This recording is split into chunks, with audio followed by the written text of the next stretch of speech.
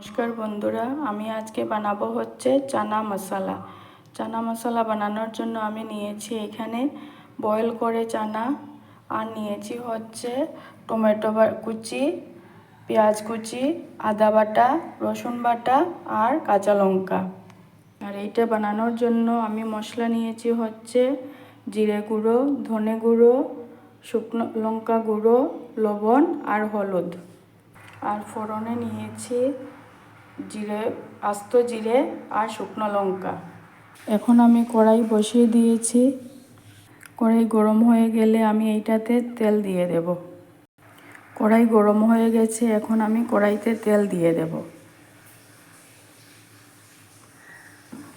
কড়াইতে তেল দেওয়া হয়ে গেছে, তেল গরম হয়ে গেছে। এখন আমি কড়াইতে শুকনো লঙ্কা ফোড়ন দিয়ে দেব, আর দেব হচ্ছে গোটা জিরে।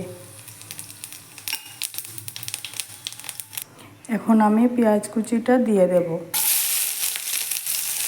আমি এখন এটাকে অল্প সময় ভেজে নেব।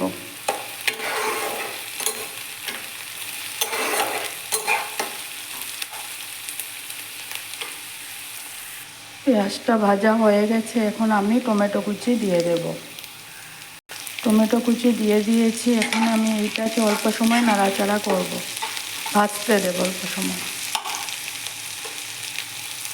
এইগুলো আমার মোটামুটি ভাজা হয়ে গেছে। এখন আমি এক এক করে রসুন বাটা, আদা বাটা দিয়ে দেব।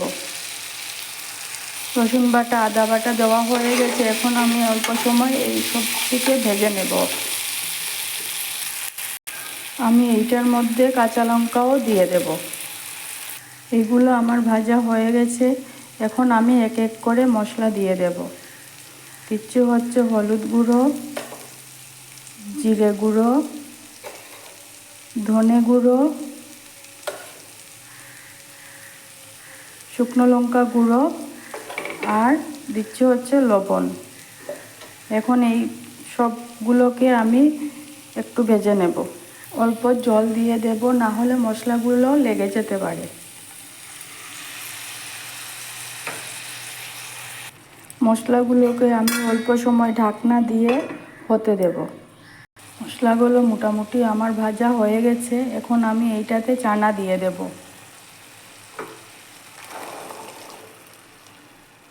চানা দিয়ে দিয়েছি। আমি এখন এগুলোকে ভালো করে মিক্স করব।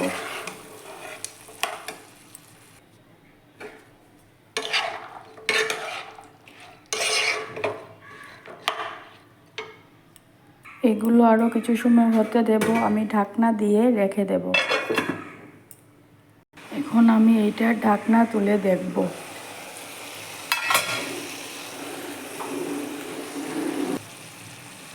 মোটামুটি হয়ে গেছে, আর একটু হতে দেব। চানা মশলা আমার হয়ে গেছে। এখন আমি এইটাতে কসুরি মেথি আর গরম মশলা গুঁড়ো দিয়ে দেব।